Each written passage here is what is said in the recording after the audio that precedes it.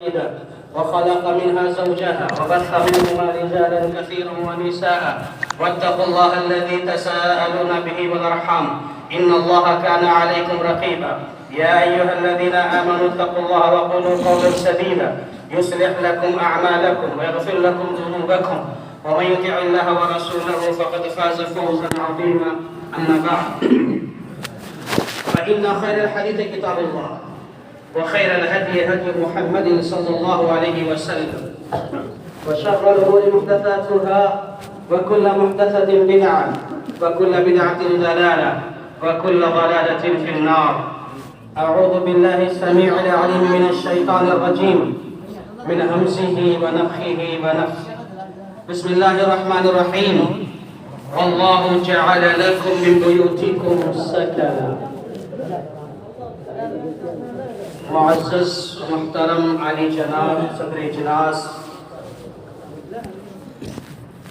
اور ناظرین اجلاس، دیگر علاقے کے شہر کے باوقار معزز علماء کرام، بزرگوں، نوجوانوں، دوستوں اور ساتھیوں، پردہ نشین ماں اور بہنوں، میں سب سے پہلے اللہ تبارک و تعالی کا شکر ادا کرتا ہوں کہ اللہ تبارک و تعالیٰ کی توفیق اور مدد سے آپ کے اس علاقے، آپ کے شہر بھوج یا کچھ آنا ہوا۔ ویسے تو آپ کے یہاں کے جو شیخ زکریا مدنی حفظہ اللہ ہیں، ہم ساتھ ہی رہتے ہیں میرا روڈ میں، اچھے دوستوں میں سے ہیں، ساتھیوں میں سے ہیں، اور تقریباً ہم ہندوستان کے بہت سارے علاقوں کا دورہ کرتے ہیں، لیکن یہ میرے نصیب میں نہیں تھا، قسمت میں نہیں تھا۔ کئی مرتبہ بعض ساتھیوں کی کوششوں کے باوجود کچھ آنا نہیں ہو سکا، لیکن کچھ دنوں پہلے یہ جملہ ہم نے سنا کہ جس نے ہندوستان میں کچھ نہیں دیکھا اس نے کچھ نہیں دیکھا۔ تو یہ ہم سن کر پریشان ہو گئے، پھر ہم نے کہا اب تو ضروری ہو گیا ہے کچھ کا سفر کرنا، اور اللہ جزائے خیر دے ہمارے شیخ زکریا مدنی حفظہ اللہ کو، جو اس پروگرام کے محرک بنے، سبب بنے۔ اللہ تبارک و تعالی ہمارے یہاں آنے کو، مل بیٹھنے کو قبول فرمائے، اسے ذخیرہ آخرت بنائے، اور ہم سب کو جس طرح رب ذوالجلال نے یہاں ملایا ہے، بٹھایا ہے، ایسے ہم کو جنت الفردوس میں بھی ملا دینا، بٹھا دینا۔ محترم دوستوں اور ساتھیوں، مجھے آج آپ کے روبرو جس موضوع سے متعلق کچھ بات کہنے کا مکلف ٹھہرایا گیا ہے وہ ہے مثالی گھرانہ، مثالی گھر یا ہمارے گھروں کا ماحول کیسا ہونا چاہیے۔ یہ ہمارا موضوع ہے۔ اس پر انشاءاللہ جو وقت ہمارے پاس ہے، اختصار کے ساتھ کچھ اہم اور بنیادی باتیں آپ کے سامنے رکھنے کی کوشش کروں گا۔ اللہ سے ہماری دعا ہے کہ اللہ تبارک و تعالی ہم تمام کو کہنے اور سننے کے ساتھ ساتھ عمل کی توفیق عطا فرمائے۔ محترم سامعین، سب سے پہلی بات تو یہ کہ گھر جس میں ہم اور آپ رہتے اور بستے ہیں، یہ گھر اللہ تبارک و تعالی کی عظیم الشان نعمتوں میں سے ایک عظیم نعمت ہے۔ اللہ تبارک و تعالی نے کہا وَاللَّهُ جَعَلَ لَكُم مِّن بُيُوتِكُمْ سَكَنًا، کہ اللہ تبارک و تعالی نے تمہارے گھروں کو تمہارے لیے جائے قرار بنایا، سکون کی جگہ بنایا، اطمینان کی جگہ بنایا۔ یہ اللہ تبارک و تعالی نے کہا ہے۔ اور یاد رکھو اس بات کو کہ گھر یہ بڑی اہمیت کا حامل ہے۔ گھر جس میں ہم رہتے اور بستے ہیں، یہ اللہ تبارک و تعالی کی بہت بڑی نعمت ہے۔ اس نعمت کا اندازہ آپ اس سے لگاؤ کہ ایک مرتبہ جبریل امین نے پیارے نبی محمد الرسول اللہ صلی اللہ علیہ وسلم سے کہا اے جبریل، اے محمد، ابھی دیکھو تمہارے پاس خدیجۃ الکبریٰ چل کر آ رہی ہیں، اور جب وہ آئیں گی تو ان کے ہاتھ میں ایک برتن ہے، سالن ہے، اس میں کھانا ہے۔ اذا اتت کا جب وہ تمہارے پاس آ جائیں گی تو اے اللہ کے نبی انہیں ان کے رب کا سلام سنانا اور میری طرف سے بھی سلام عرض کرنا، اور کہا وَبَشِّرْهَا بِبَيْتٍ فِي الْجَنَّةِ، اور انہیں خدیجۃ الکبریٰ کو بشارت سنا دینا، خوشخبری دے دینا کہ رب ذوالجلال نے ان کے لیے جنت میں ایک گھر بنایا ہے۔ اندازہ لگاؤ آپ کے گھر کی کتنی زیادہ اہمیت ہے کہ اللہ تبارک و تعالی نے خدیجۃ الکبریٰ رضی اللہ تعالی عنہا کے لیے جنت میں گھر بنایا، اور آسیہ علیہ السلام فرعون کی بیوی جو ظلم و ستم سے پریشان اپنا دستے سوال دراز کر رہی ہیں، اللہ کی بارگاہ میں اور ایک ہی چیز مانگ رہی ہیں، اے میرے رب اپنے پاس میرے لیے ایک گھر بنا دینا جنت میں۔ پتہ چلا کہ گھر کی کتنی زیادہ اہمیت ہے، اور غور طلب بات یہ بھی ہے کہ جس طرح اللہ تبارک و تعالیٰ نے پیارے نبی صلی اللہ علیہ وسلم کے ذریعے، قرآن کے ذریعے ہمیں یہ بتلایا کہ یہ کام کرو گے تو جنت ملے گی، یہ کام کرو گے تو جنت ملے گی، یہ کام کرو گے تو جنت کی فلاں نعمت ملے گی، ایسے ہی اللہ تبارک و تعالیٰ نے نبی صلی اللہ علیہ وسلم کے ذریعے بعض کام اور بعض اعمال کے ذریعے یہ بتلایا ہے کہ اگر یہ کرو گے تو جنت میں تمہارے لیے گھر بنایا جائے گا۔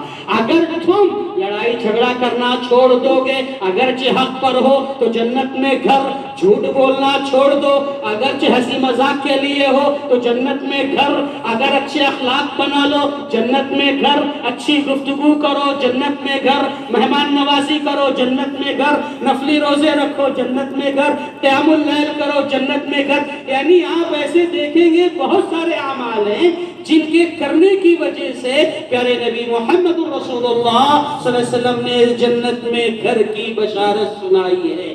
تو پتہ چلا کہ گھر اس کی بہت زیادہ اہمیت ہے، بہت بڑی نعمت ہے۔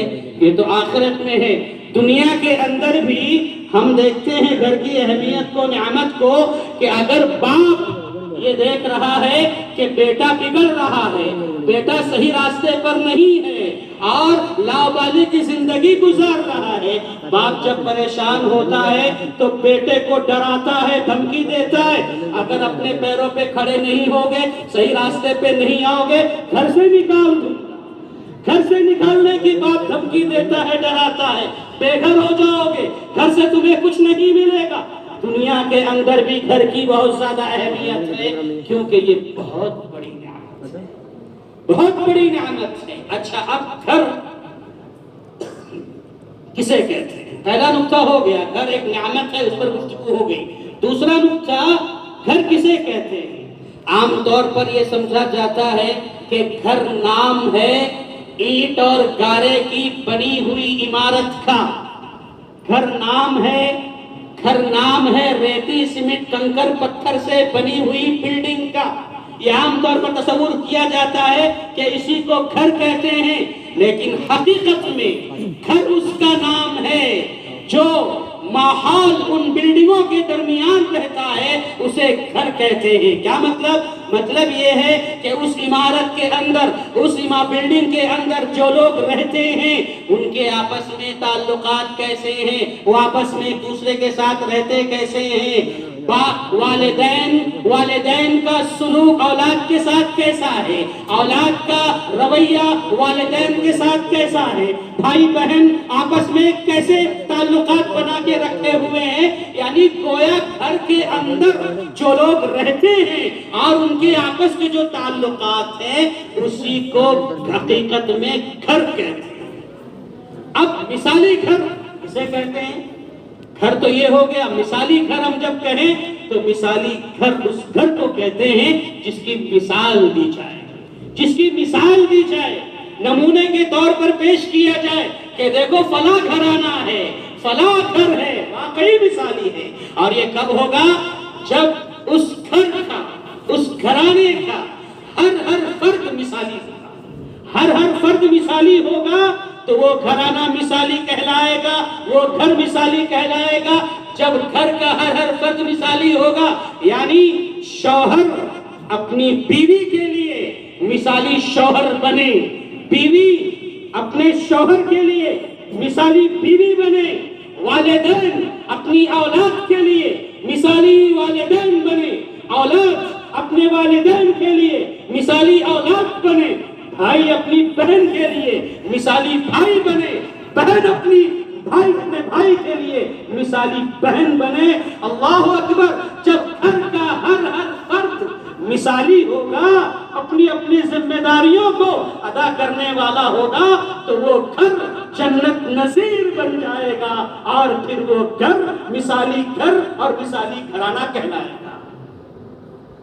مگر افسوس اس بات کا ہے، دکھ اس بات کا ہے کہ ہمارا اسلام جو گھرانہ چاہتا ہے، جو مثالی گھر چاہتا ہے، الفتوں والا، محبتوں والا، مودتوں والا، آج وہ گھر یا ایسے گھرانے ہمیں بڑی مشکل سے بہت کم نظر آتے ہیں۔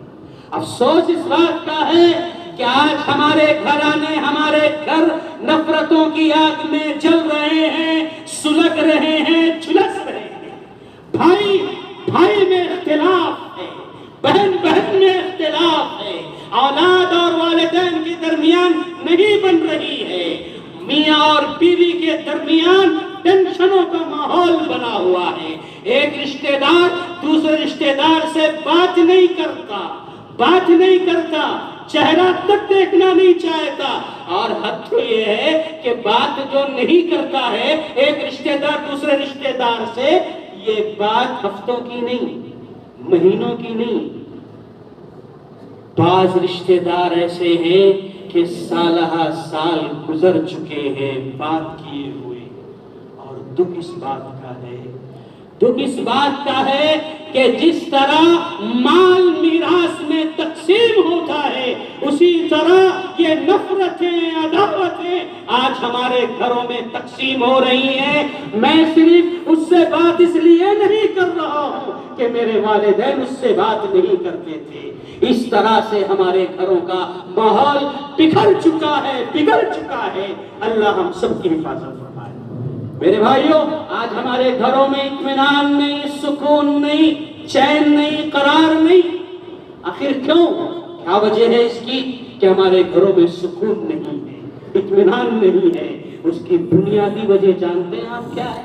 اس کی بنیادی وجہ یہ ہے کہ ہمارے گھروں میں اللہ کا ذکر نہیں ہے، اللہ کی یاد نہیں ہے، ہمارے گھروں میں دین نہیں ہے، ہمارے گھروں میں اسلامی ماحول نہیں ہے، جس کی وجہ سے آج ہمارے گھروں میں ٹینشنوں کا ماحول ہے، اختلاف کا ماحول ہے، بکھر کر رہ گیا ہے ہمارا گھر، اطمینان نہیں۔ کیوں؟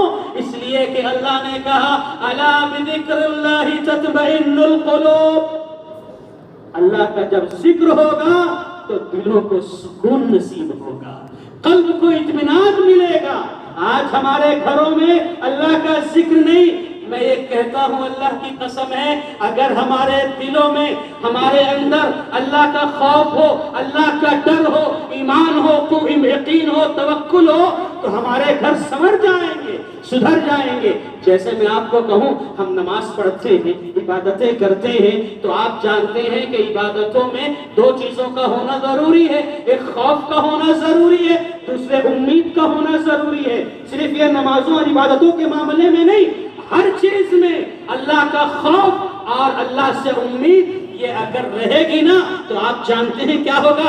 مثال کے طور پر گھر میں آپ رہتے ہیں، آپ کے دل میں اللہ کا خوف ہے، اللہ کا ڈر ہے، آپ کو یہ احساس بار بار ستائے گا کہ میں ماں باپ کی نافرمانی کروں، آپ کو یہ احساس بار بار ستائے گا کہ میں اپنی بہنوں پہ ظلم کروں، اپنے گھر والوں پہ ظلم کروں، گھر والوں کو اذیت پہنچاؤں، تکلیف پہنچاؤں۔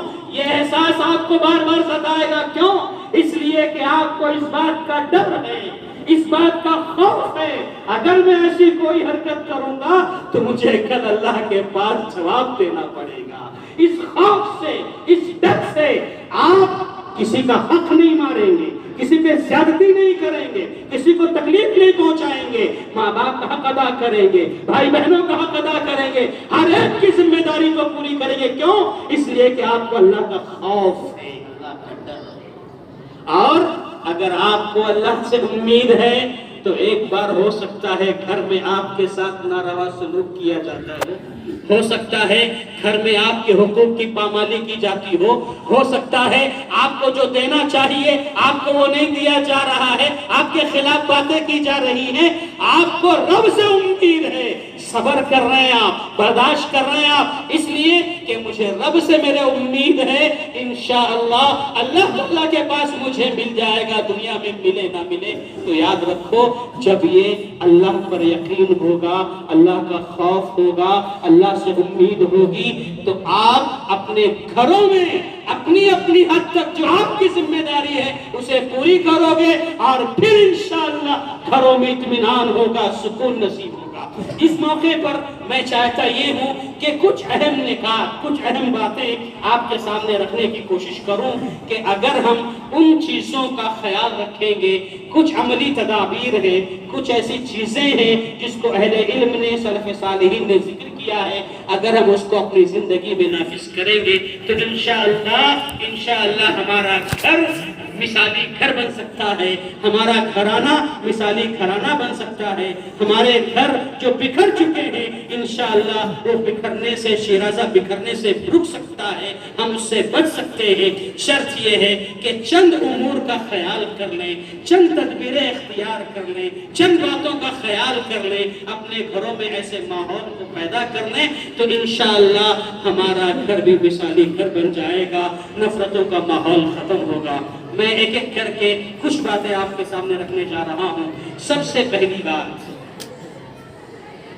پہلی بات خاص طور پر یہ ان لوگوں کے لیے ہے جو ہمارے بزرگ ہیں، سرپرست ہیں، مائیں ہیں، باپ ہیں، ذمہ داران ہیں، ایسے لوگوں سے خاص طور پر یہ بات کہی جا رہی ہے کہ آپ اپنے گھر میں مسلسل نگرانی کرتے رہیں۔ یہ پہلا کام ہے، گھر کو اچھا بنانے کے لیے، مثالی بنانے کے لیے سب سے پہلی ذمہ داری یہ ہے کہ آپ مسلسل نگرانی کریں، چاہے ماں ہو یا باپ ہو۔ آپ کا بیٹا کہاں جا رہا ہے، آپ کی بیٹی کس سے بات کر رہی ہے، آپ کا بیٹا گھنٹوں باہر تھا، آ رہا ہے، سوال کرو کہاں تھا، آپ کا بیٹا اسکول جا رہا ہے، آپ کی بیٹی اسکول جا رہی ہے، اسکول میں اس کے دوست کیسے ہیں آپ کو خبر ہونی چاہیے، اسکول کا ماحول کیسا ہے آپ کو خبر ہونی چاہیے، آپ کے بیٹے کے دوست کیسے ہیں آپ کو خبر ہونی چاہیے، اور جہاں کہیں آپ دیکھیں کچھ گڑبڑ ہے فوراً آپ کو اصلاح کرنی ہے، روکنا ہے، ٹوکنا ہے۔ یعنی میرا کہنے کا مطلب یہ ہے کہ آپ کی یہ ذمہ داری ہے کہ بچہ ہمارا اگر غلطی کر رہا ہے، کسی چیز میں معاملہ اگر الجھ رہا ہے تو فوراً آپ کو سوال کرنا ہے۔ جیسے مثال کے طور پر اگر بیٹا گھر سے باہر گیا، لمبے وقت کے بعد آ رہا ہے، ماں کی ذمہ داری ہے پوچھے، باپ کی ذمہ داری ہے پوچھے بیٹا کہاں تھے ابھی تک، یہ نگرانی کرنا ہے۔ آپ دیکھو کرے نبی محمد رسول اللہ صلی اللہ علیہ وسلم کے پاس انس بن مالک رضی اللہ تعالیٰ عنہ 10 سال مسلسل خدمت کرتے رہے، اور انس رضی اللہ تعالیٰ عنہ کا معاملہ یہ تھا کہ دن بھر نبی کی خدمت میں رہتے اور شام میں گھر آتے۔ ایک دن ایسا ہوا کہ جب شام میں گھر پہنچتے ہیں تو خلاف معمول تھوڑا تاخیر سے گھر پہنچتے ہیں۔ ام سلیم رضی اللہ تعالیٰ عنہ جو ان کی ماں ہے انس رضی اللہ تعالیٰ عنہ کی، ام سلیم کہتی ہیں اے میرے بیٹے انس، تم ہر دن تو وقت پر آ جاتے تھے، ما حبسک اليوم، آج کیا معاملہ ہے کہ تم نے آنے میں تھوڑی تاخیر کر دی ہے؟ ماں کا سوال ہے، ماں پوچھ رہی ہے، جو ماں اپنے بچے کی تربیت کرتی ہے گھر میں، ماں پوچھ رہی ہے بیٹا انس آج تم تاخیر سے پہنچے ہو، کیا معاملہ ہے؟ بیٹے نے جواب دیا امی جان، آج پیارے نبی صلی اللہ علیہ وسلم نے مجھے کسی کام سے بھیج دیا تھا اور وہ کام کرتے کرتے تھوڑی تاخیر ہو گئی، اس لیے میں تاخیر سے پہنچا ہوں۔ ماں نے پھر پوچھا اچھا کون سا کام تھا بیٹے؟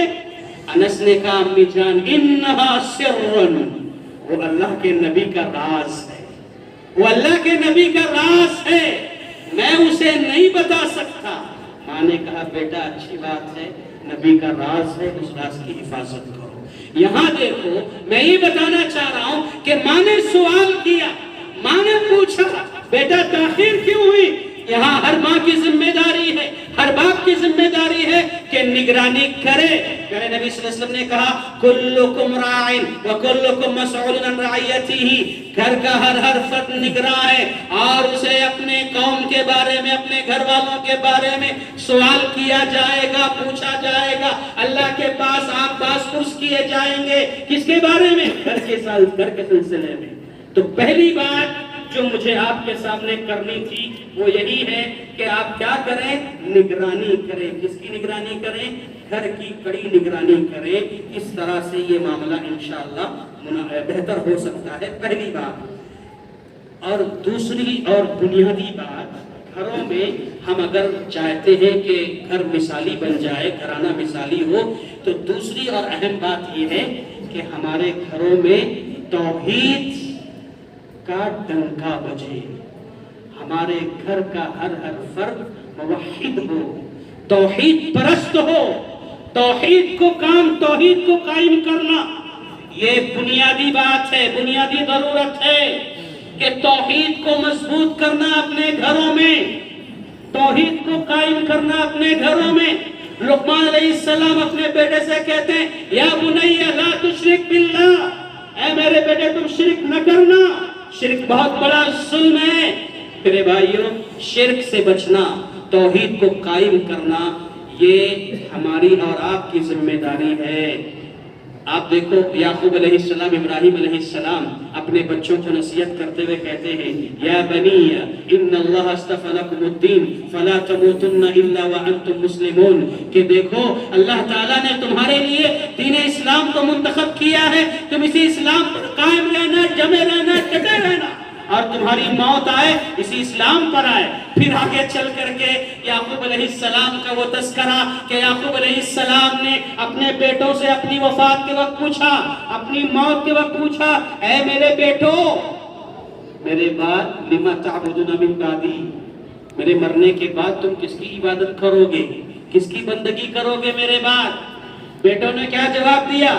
نعبد الہک و الہ آبائک اسحاق و ابراہیم و اسحاق و اسماعیل و اسحاق۔ اللہ تعالیٰ نے کہا بچوں نے کہ ابا جان ہم تو اسی معبود کی عبادت کریں گے جو معبود آپ کا ہے اور آپ کے دادا کا، یعنی ابراہیم کا، اسماعیل کا، اسحاق کا جو معبود ہے، ایک معبود ہے، ہم اسی کی عبادت کریں گے۔ یعنی میرے بھائیوں، ہمارے گھروں میں توحید کو قائم کرنا۔ گھر میں بچہ بیمار ہو گیا، ڈاکٹروں نے جواب دے دیا، ماں پریشان، باپ پریشان، کیا کریں گے؟ اللہ پر یقین نہیں، اللہ پر بھروسہ نہیں، توحید سلامت نہیں ہے، چلو فلاں بابا کے پاس جائیں گے، فلاں کے پاس جائیں گے، یہ کریں گے، وہ کریں گے، یہاں توحید میں خلل آ گیا، شرک آ گیا۔ تو سب سے پہلی اور بنیادی چیز کیا ہے؟ ہمارے گھروں میں توحید کو زندہ کرو۔ اور بہت دکھ کے ساتھ کہتا ہوں، ہم اپنے آپ کو سلفی کہتے ہیں نا، اہل حدیث کہتے ہیں نا اپنے آپ کو، ہم توحید پرست ہیں، لیکن افسوس یہ ہے، آپ کو تعجب لگے گا، آج ہم توحید پرست ہوتے ہوئے اپنے گھروں کو ہم نے شرک کا اڈا بنایا ہوا ہے۔ ہمارے گھروں میں شرک دیکھا جا رہا ہے، گھروں میں فلمیں چل رہی ہیں، ٹی وی چل رہی ہے، گھر کے اندر موبائل میں اسکرین میں ہمارے بچے ہم فلمیں دیکھتے ہیں، اور اس فلموں میں اسکرین پر بت پرستی نظر آ رہی ہے، شرک ہو رہا ہے، اللہ کی شان میں گستاخی ہو رہی ہے، اللہ اکبر، شرک پہ شرک ہو رہا ہے، اور ہم تماشائی بنے اپنی ماں کے ساتھ، بہن کے ساتھ، بیوی کے ساتھ، بچوں کے ساتھ شرک ہوتا ہوا دیکھ رہے ہیں، مزے سے دیکھ رہے ہیں۔ یہ شرک ہمارے گھروں تک پہنچ گیا، تو کہاں سے ہمارا گھر مثالی بنے گا؟ کہاں سے ہمارا گھر مثالی بنے گا؟ تو سب سے پہلی بنیادی چیز جو مسلسل نگرانی کے بعد ہے، توحید کو قائم کرنا۔ وقت میرے پاس بہت محدود ہے، میں سرسری طور پر آپ کے سامنے کچھ باتیں رکھنے کی کوشش کروں گا۔ ایک بات تو یہ ہو گئی، دوسری ایک اہم بات یہ ہے کہ ہمارے گھروں میں، ایک تو توحید کی بات ہو گئی، دوسرے ہمارے گھروں میں تعلیم کا درس ہونا چاہیے، دروس کا اہتمام ہونا چاہیے۔ گھر کے سارے لوگ بیٹھ گئے، کبھی تفسیر کا درس ہو رہا ہے، تفسیر کی بہت ساری کتابیں ہیں جو صحیح تفسیر ہے سلف کی وہ لے کے بیٹھ گئے، الرحیق المختوم سیرت کی کتاب پڑھنا، یعنی اس طرح سے اپنے گھروں میں تعلیم کا ماحول بنانا بہت ضروری ہے۔ یہ ماحول ہونا چاہیے ہمارے گھروں کے اندر، جیسے کہ خود اللہ کے نبی صلی اللہ علیہ وسلم کے زمانے میں عورتوں نے کہا، اللہ کے نبی مرد حضرات کو تو آپ جو ہے ہمیشہ جب چاہے جب نصیحت کر دیتے ہیں، اللہ کے نبی ہم عورتیں ذرا محروم رہتی ہیں۔ اللہ کے نبی نے عورتوں کے لیے ایک وقت متعین کیا، ایک دن متعین کیا، اور اللہ کے نبی صلی اللہ علیہ وسلم اس دن وقت مقررہ وقت میں جاتے تھے، اور اللہ کے نبی صلی اللہ علیہ وسلم عورتوں کو گھروں میں جا کر نصیحت کیا کرتے تھے۔ تو کہنے کا دوسری بات یہ ہے کہ ہمارے گھروں کے اندر ہم تعلیم کا ماحول بنائیں، دروس کا ماحول بنائیں۔ تیسری ایک اور چیز یہ ہے کہ ہم اپنے گھروں میں نمازوں کا بھی اہتمام کریں۔ فرض نماز کے علاوہ نفلی نمازیں ہم اپنے گھروں میں پڑھا کریں۔ فرائض تو مسجد میں پڑھیں گے، لیکن گھروں میں نفلی نمازیں پڑھنے کا اہتمام ہونا چاہیے۔ آپ کو پتا ہے کہ آج ایک غیر مسلم جب گھر بناتا ہے تو گھر میں بیڈ روم کے ساتھ ساتھ ایک پوجا روم بھی بناتا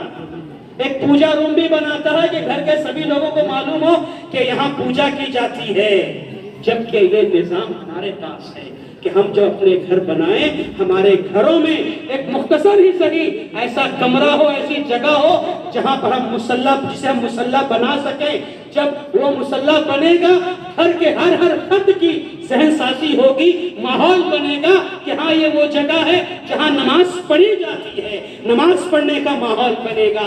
خود اللہ کے نبی صلی اللہ علیہ وسلم کے پاس ایک صحابی اتبان رضی اللہ تعالیٰ عنہ آئے اور کہتے ہیں، اللہ کے نبی صلی اللہ علیہ وسلم میں اپنے گھر میں ایک مصلی بنانا چاہتا ہوں، آپ میرے ساتھ میرے گھر چلیے، آپ ایک جگہ نماز پڑھ دیجئے، ہم پھر اسی جگہ پر نماز پڑھتے رہیں گے۔ اللہ اکبر! نبی کے زمانے میں صحابہ کے گھروں میں مصلی بنایا جاتا تھا۔ آج ضرورت ہے اس بات کی، ہمارے گھروں میں مصلی قائم کیا جائے، ہم فرض نماز مسجد میں پڑھیں اور کبھی کبھار نفلی نمازوں کا اہتمام ہم اپنے گھروں میں کیا کریں، تاکہ لوگوں کا ذہن بنے کہ ہمیں اور آپ کو جو ہے نمازیں پڑھنی ہے، وہاں پر ایک ذہن بن جائے گا۔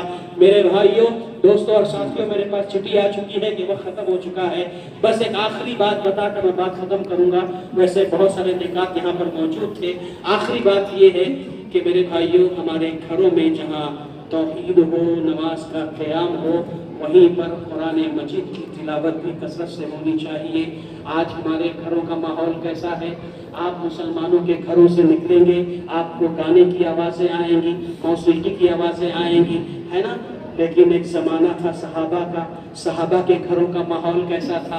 سنیے آپ، اللہ کے نبی صلی اللہ علیہ وسلم مدینے کی گلیوں میں گزر رہے ہیں، چلتے چلتے ابو موسیٰ اشعری رضی اللہ تعالیٰ عنہ کا گھر آ گیا۔ آپ وہاں پہنچے تو آپ کے کانوں سے آواز ٹکرائی کہ ابو موسیٰ اشعری قرآن پڑھ رہے ہیں، قرآن کی تلاوت کر رہے ہیں۔ اللہ کے نبی صلی اللہ علیہ وسلم کو اچھا لگا، آپ وہاں ٹھہرے رہے، سنتے رہے۔ تھوڑی دیر سننے کے بعد آپ چلے گئے۔ ابو موسیٰ اشعری سے جب دوسرے دن ملاقات ہوئی، اللہ کے نبی نے کہا، اے ابو موسیٰ، کل میں تمہارے گھر کے پاس سے گزر رہا تھا اور تمہارے گھر سے قرآن پڑھنے کی آواز آ رہی تھی، تم قرآن کی تلاوت کر رہے تھے۔ سبحان اللہ، کتنا اچھا قرآن پڑھ رہے تھے تم۔ اللہ کے نبی نے تعریف کرتے ہوئے کہا، قد اوتیت مزمار من مزامیر آل داؤد، ایسا لگتا ہے اے ابو موسیٰ تمہیں داؤد کے سروں میں سے ایک سر دے دیا گیا ہو۔ اس طرح جب تعریف اللہ کے نبی نے کی تو ابو موسیٰ اشعری کہتے ہیں، اے اللہ کے نبی، اگر مجھے معلوم ہوتا کہ آپ وہاں کھڑے ہو کر سن رہے ہیں، لحبت لک تعبیرا، اے اللہ کے نبی، میں اور اچھے انداز میں پڑھتا اور خوبصورت آواز نکالتا تاکہ آپ کی دعائیں لے سکوں۔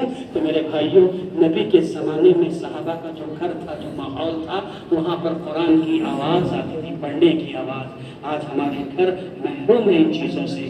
اگر مثالی گھرانہ بنانا ہو، مثالی گھر بنانا ہو تو نگرانی کرو، توحید کو قائم کرو، نمازوں کا اہتمام کرو، قرآن کی تلاوت کرو، ذکر و اذکار کرو، اس طرح کی اور بھی بہت ساری باتیں ہیں لیکن وہ رہ گئی ہیں. بہرحال یہ بنیادی باتیں ہیں. اللہ سے دعا ہے کہ اللہ تبارک و تعالیٰ جو باتیں ہم نے کتاب و سنت کی روشنی میں رکھی ہیں, اللہ سب سے پہلے مجھے, اس کے بعد آپ تمام سب کو اس پر عمل کرنے کی توفیق عطا فرمائے. آمین. وآخر دعوانا ان الحمد للہ رب العالمین. السلام علیکم ورحمۃ اللہ وبرکاتہ.